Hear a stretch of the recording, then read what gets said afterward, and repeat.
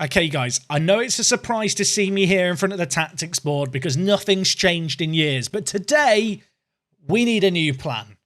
We're taking on Real Madrid. They've not lost in 37 games. They are unbeaten. Today, we're going to beat them. How, you might ask? Pablo, drop a little deeper for your last ever game. WorkTheSpace, I'm here for another year.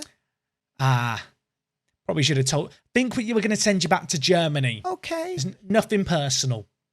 You've been injured a lot. It's kind of personal, I suppose. Today's a big one, chaps. No expectations. Let's cause an upset. Good luck out there. When he said yesterday there was an intro, I thought he meant with me. I've been waiting for the call all morning.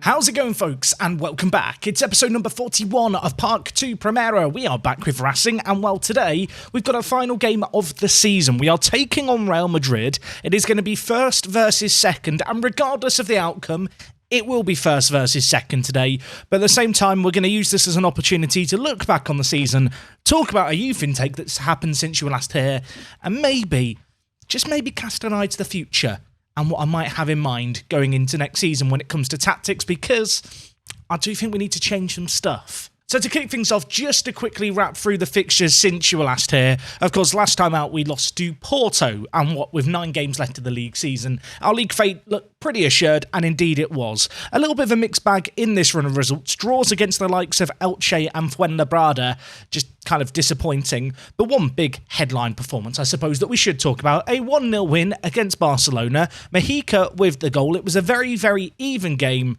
But yes, the third highest goal scorer in La Liga, the second highest last season, kept his goal scoring record going here. To be honest, I wish I could give ourselves more credit for this. Some okay pressing for this goal, but a horrific turnover in possession. Mexica, though, with a really, really nice finish there, and it was nice to beat Barcelona 1-0. Not in I suppose, a dissimilar fashion to the way we beat Atleti. Mexica this year, I don't feel like we've sung his praises enough. Last year, he got 22 goals in La Liga. I wasn't sure if he was going to be able to match that this year.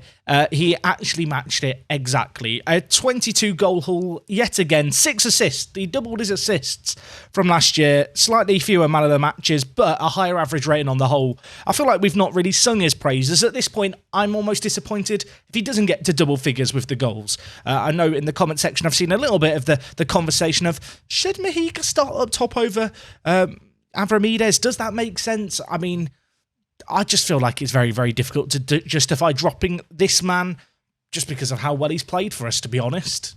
And well, with that rather brisk league recap done, we ended up finishing second. It was done a little while ago now, really, but I feel like we should talk about this, the youth intake, because it did happen since you were last here. 4 players who were particularly exciting. Hopefully they're going to live up to the potential they're being tipped to have. The first is Villalba. He is a young 15-year-old winger. You can see here he's benefiting from the squad personality with his determination going up.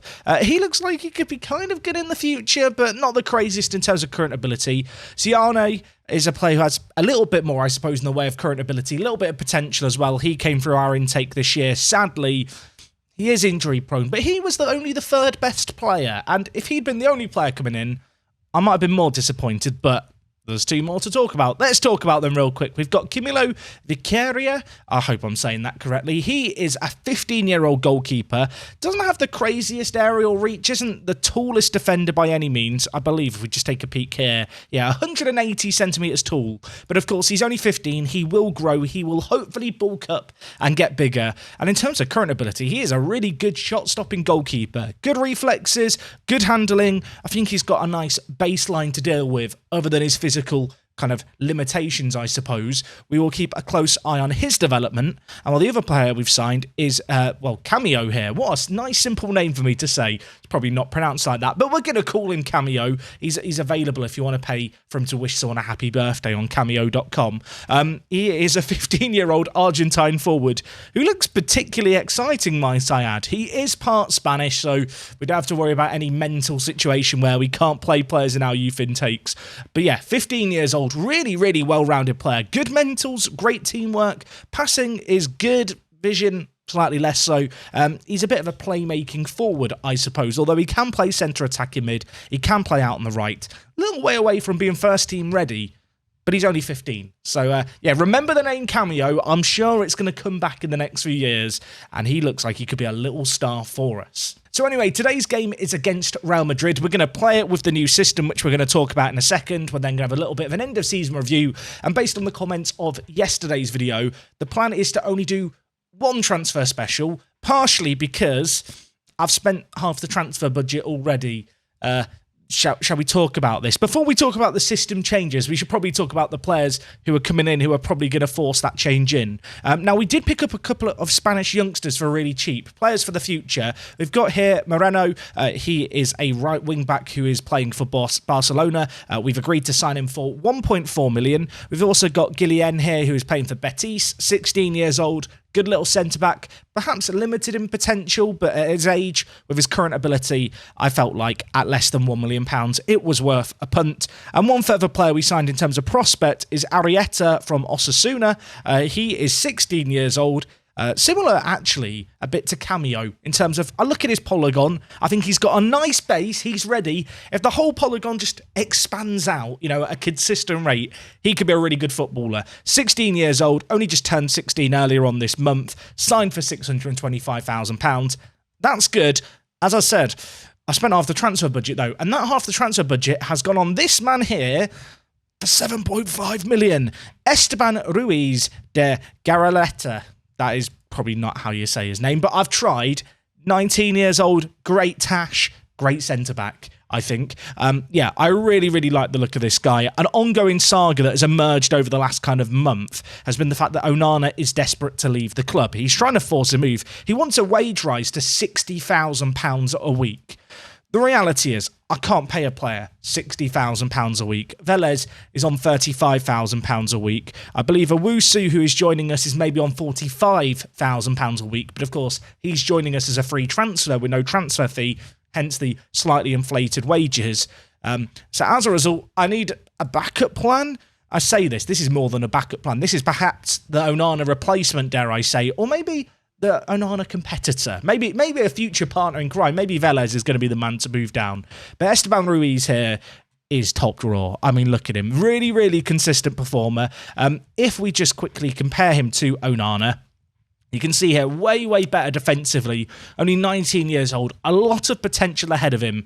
And I think for £7.5 million, he just represents really good value for money. So one thing I am considering is the possibility of switching to a three at the back. Perhaps if we can keep hold of Onana, Galarreta will get there eventually with the name, and Velez will play alongside Onana. If Onana forces a move, there's already a plan in place. I think realistically with Onana, we signed him for 7 million. His current value is 20 million. If a bid came in excess of 25 million, I think I would just take it. I think he's good. I think he's kind of overperformed his attributes, if I'm being completely honest.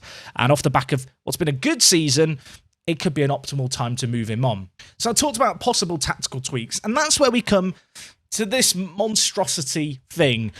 This is perhaps a vision for the future. It really depends on some of the players that we can end up signing, but this is what we're going to play to end the season. It is a 4-3-3. That's how I would describe it. Obviously, the exception here being that Avramides is going to play as a secondary striker on the shoulder of Mexica.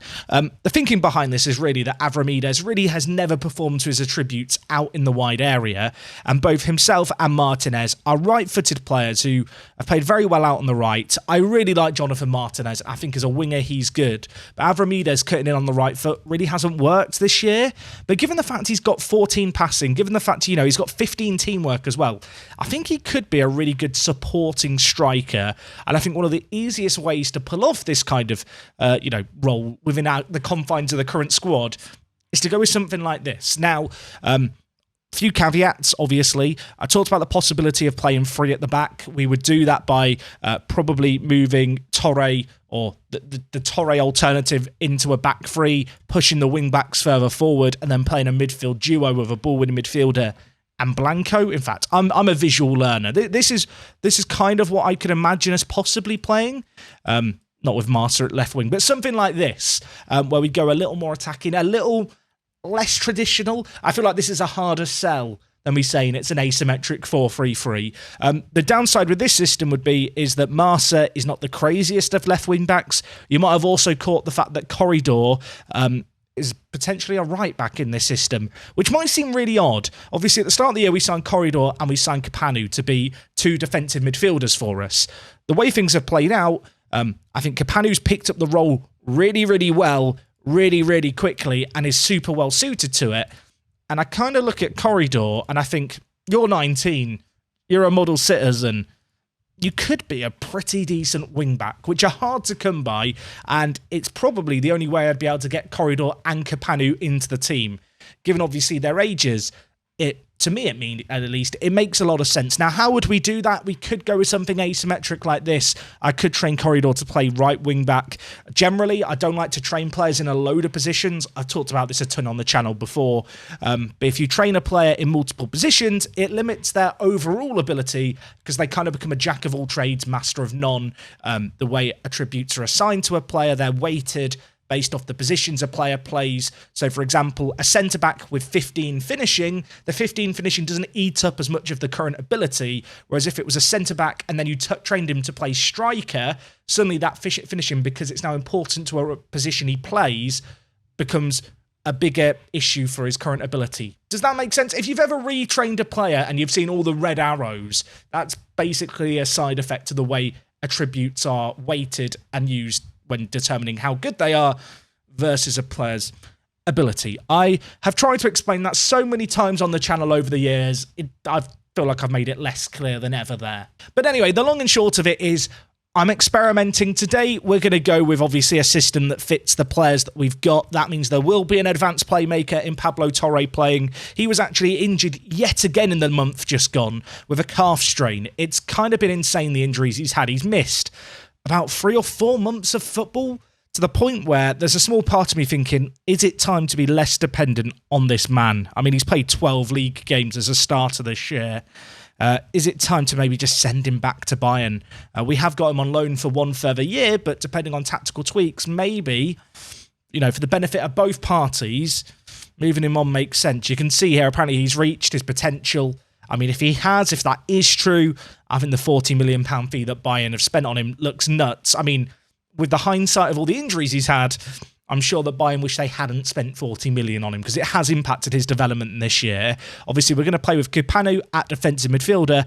And this is what we're going to go with. Something like this. I realised that in moving all the players around, I've broken it. An asymmetric 4-3-3. I think this is the kind of direction I want to go in to get more out of Avramides, get a little bit more out of the players that we've got. And especially, with centre-back looking like such a good position for us, it could help us kind of have a really solid base we can use going forward next season.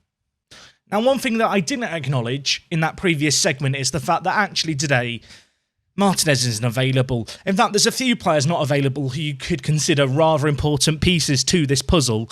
But Martinez, sadly for us, he's gone on the French Youth International Tournament whilst the season's still going on. So thank you to Spain for entering that competition and stealing away my players. Additionally, Kapanu is suspended for today's game, so whilst Corridor has been playing at right back towards the end of the season, just to help him pick up the role and the position a little bit quicker, he is going to move back down the middle today.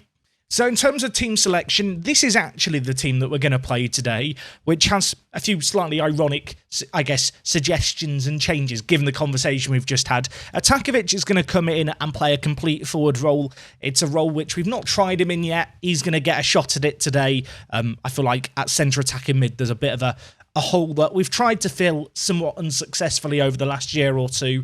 Out on the right, Avramides is going to play as a winger. Mark, as I've mentioned, hasn't been in the first team as much recently. His loan's wrapping up. United don't want to loan him back to us. So with that in mind, I feel like it makes the most sense to bring Corridor in, start playing him at right back due to the changes with Kapanu being suspended, Corridor's elsewhere. So Mark gets a little bit of a send-off. And Jose Marsa is currently coming back from an injury. In fact, shouldn't even be on the bench. He's failed his fitness test. We'll bring in Joan Rojas to sit on the bench. Remember this guy? He was good a few years ago. A little bit of a squad player for us now. Rotated look, new system. We're playing Real Madrid. We're not going to read too much into how it performs here.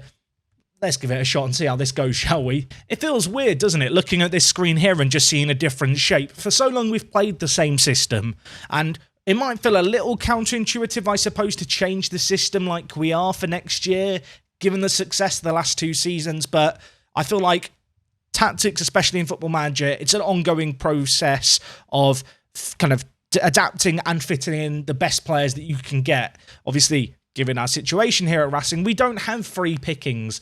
I can't just sign players for really specific roles who are world-class and come in our budget.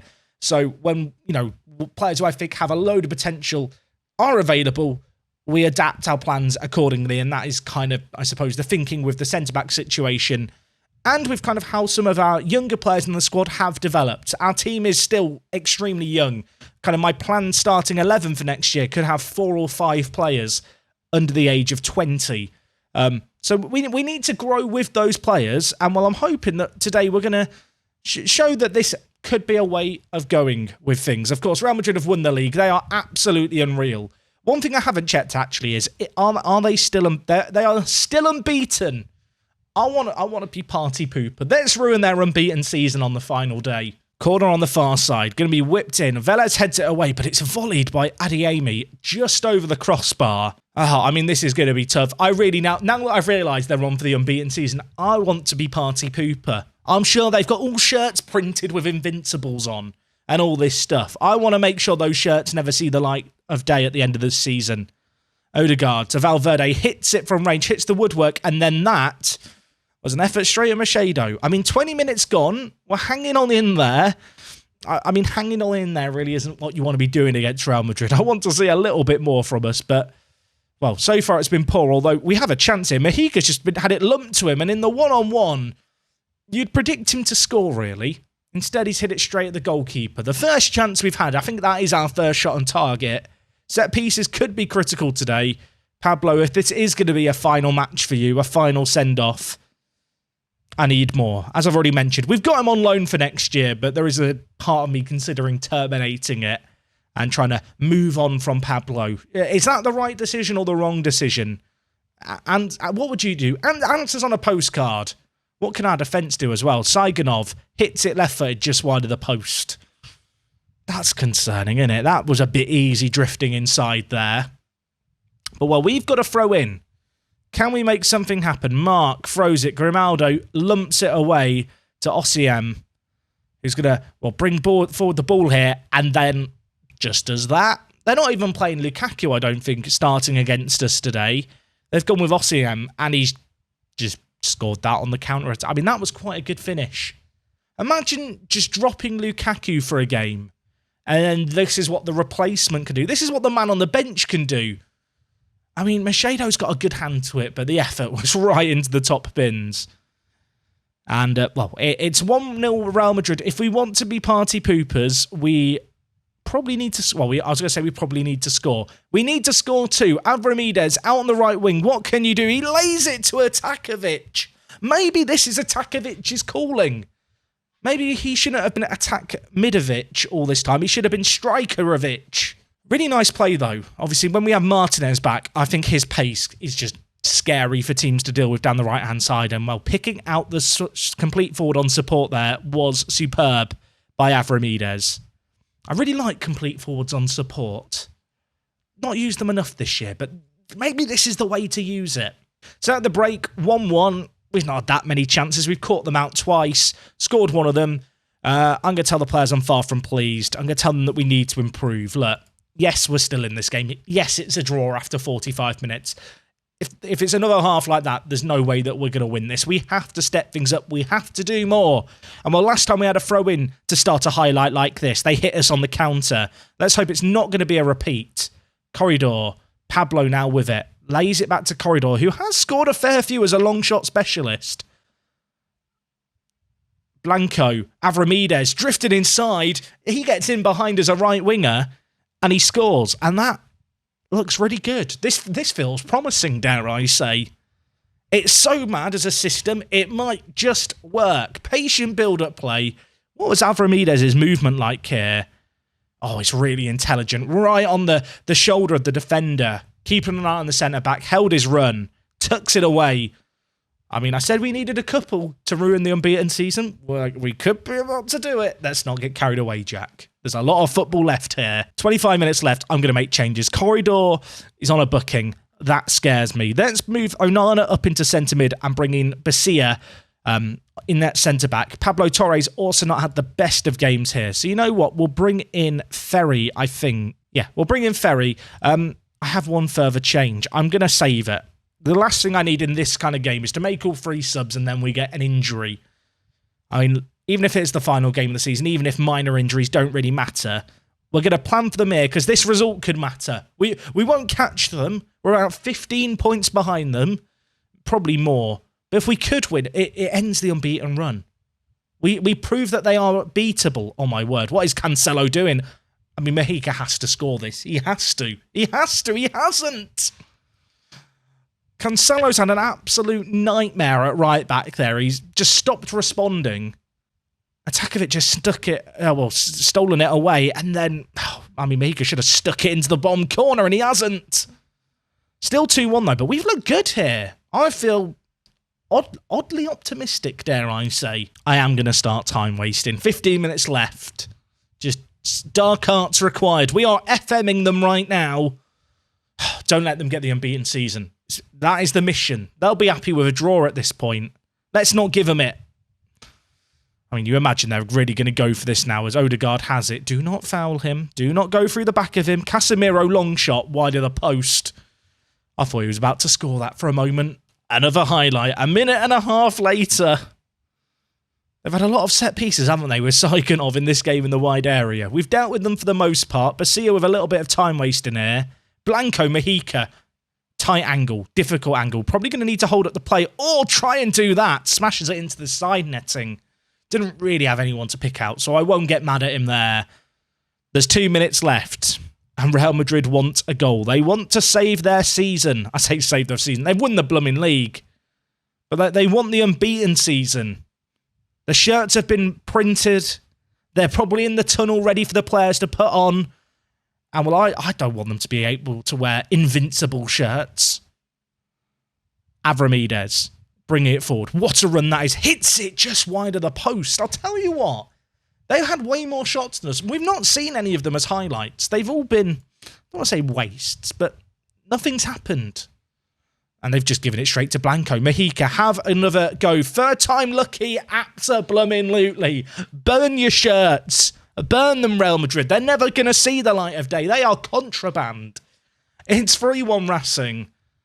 And we've got some really good results here. We've beaten Atleti, we've beaten Barca. Now we get to add Real Madrid to that collection. And it's an experimental system. It's a system that the players have been learning in training for a week. Maybe, just maybe this is the future. Maybe this is how we have success going into next year.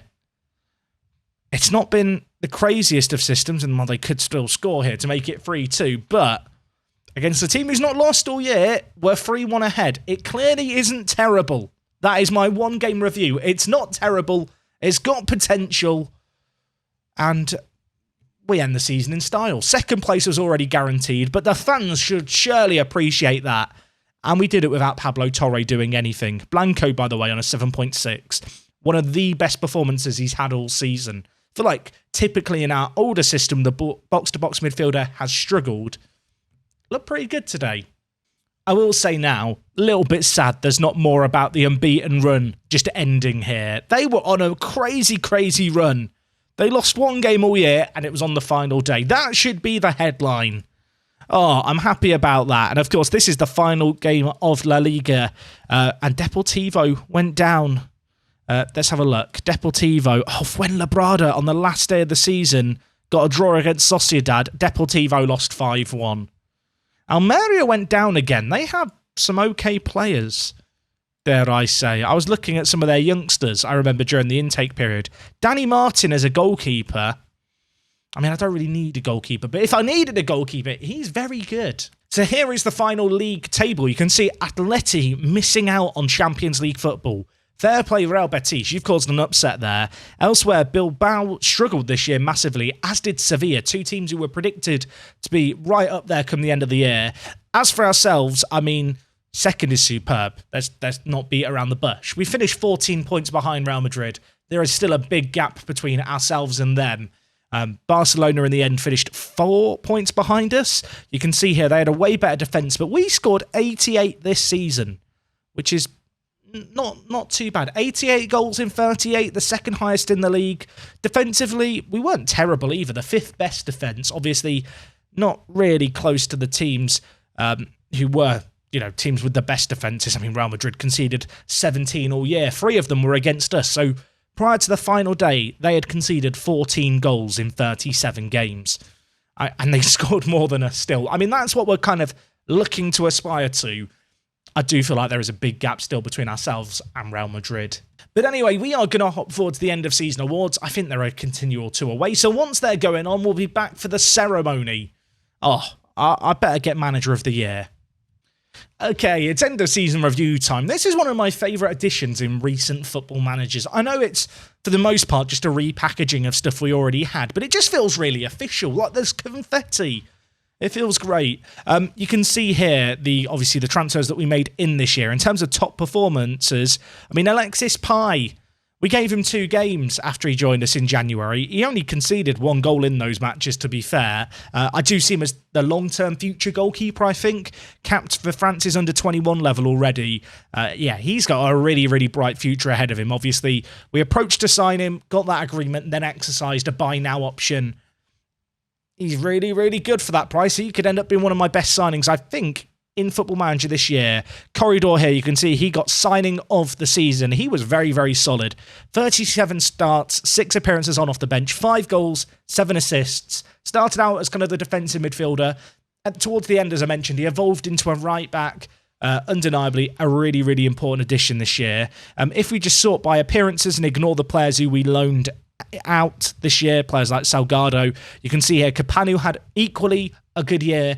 Kind of impressed actually that considering they were 2 players we brought in for a massive chunk of our wage budget and transfer budget, and they both play the same position, that we managed to get them as much football as we did. Of course, both players have the benefit of being able to play a few different positions. But yeah, I was a little bit concerned when I made I don't want to say the controversial decision, but an unorthodox decision to go out and sign 2 pretty big defensive midfielders. How was I going to get the most out of both of them? I feel like we managed it in the end. I feel like, although the polygons look the same, they are quite different players. Of course, Capanu, he's learnt to play defensive mid this year. Corridor's now transitioning to a right-back role.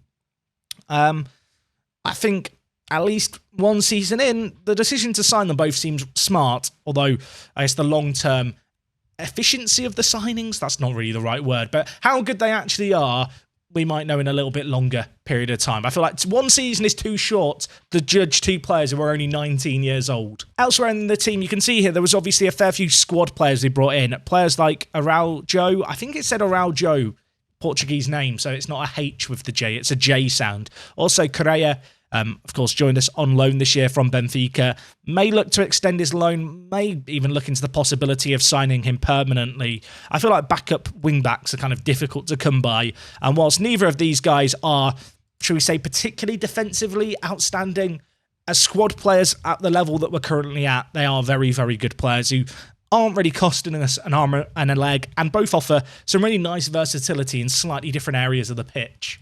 In terms of transfers out, of course, we didn't really sell anyone particularly of note. Bicho left us, I suppose, for 1.5 million. You can see here, Tony Herrero didn't even make a start for Hamburg this year. William Gabels went to Amiens, 2 starts, 7 sub-appearances. Good sale at 3 million, I think. In terms of the end of season kind of review here, you can see here we ended up on an A+. Champions League football for a second successive year is huge. Board expectation was a top half finish. I feel like at this moment in time, we're setting the bar very high to ourselves now, where off the back of back-to-back years in Champions League football, I'm now expecting us to reach the top 4 each and every season as a minimum expectation. I do feel like the likes of Barcelona and Atleti had particularly meh years. I think they're going to be more competitive with us next season. At the same time, I feel like we handled the transition of going into playing midweek games, playing continental football on the regular, really, really well. That was such a big kind of proponent, I suppose, of the transfer window last year, adding that depth. Feel like we really succeeded with that. Financially, of course, we are in a really, really good position as well. Broadcast revenue is slightly down, but everything else is on the rise. Competition prize money, I believe that is all Champions League money. Not a small sum of money by any means. Of course, we've got the new stadium on the way, anticipating a fair bit of money to go into that. But hopefully there's going to be a little bit of money to spend. Obviously, we've signed a new centre-back for 8 million. And the remaining transfer budget is around 7.5. I'm hoping, given the fact there's like 50 million still in the bank, I can ask for a little bit more. At the same time, I think next season is going to be more of an evolution of the current squad rather than a revolution. The team that played most of our games this year, there was a fair bit of rotation in the midfield, but certainly in the striking position, Mojica locked it down as his own with 46 appearances. Macedo, almost 50 appearances this year. For a player we picked up on a free transfer now, back when we were playing, of course, in the third tier of Spain. He's looking like a pretty good long-term player, isn't he? 14 clean sheets this year, his best season ever, and whilst at 24, perhaps his ability to develop now is limited. I think he is starting to reach his kind of current ability. Certainly for where the team are at right now, couldn't really hope for a better goalkeeper. We've got Pai on the horizon as kind of the backup. I feel like the goalkeeping position, though, for the first time in a while, is sorted. Of course, we've also got Vegas. Three good goalkeepers. I'm happy with the goalkeeping position. I think longer term, maybe needs an upgrade, but we've got Pai. It's going to be fine. Elsewhere in the team as well, great to see Jonathan Martinez getting 15 goals and 7 assists. Of course, came through the academy, hoping he's going to be the first of a few players like this who really break out onto the scene. He's been solid, obviously, on international duty now, but 12 goals, 6 assists. Last year, we gave him 21 appearances. 13 of those were starts. This year, doubled his number of starts in the league. 26 starts in 38 games. Put a lot of faith in him. Don't know if he necessarily justified quite as many starts as that in retrospect, but he is a player who I'm very, very keen to continue the development of. And if you believe what our coaches say, there's a lot of development to come with the 19-year-old. Oh, here we have the awards. I love these. Look, we got Manager of the Month. We also got Manager of the Year. I didn't get that last year and I wasn't happy. I wonder if Real Madrid, had they gone and beaten, would Zidane have got Manager of the Year? I got the trophy this year, Zidane. Stay mad. You can see here, Valles actually won Player of the Season, which is kind of surprising. Signed him for 550k halfway through last season. He had a good season last year. This year, he's actually been top drawer, a 7.28 average rating. One of the reasons I'm perhaps willing to let Onana go. Also worth noting, he's been called up and has been playing for the Colombia national team. Got his first ever cap, the 19-year-old. That's always nice to see. And in fact, you can see here, he also won Young Player of the Season and, Corridor Signing of the Year. Mojica top goal scorer. Most assists went to Pablo Torre, which is kind of nuts considering how much he was injured. When he was fit, he was great. Obviously, just didn't play for us the second half of the season at all, really. Didn't string more than 4 or 5 games together. Would be a bit of a sad time if this is going to be the end of the Pablo Torre era. A bit of a sad way for it to end with a whimper.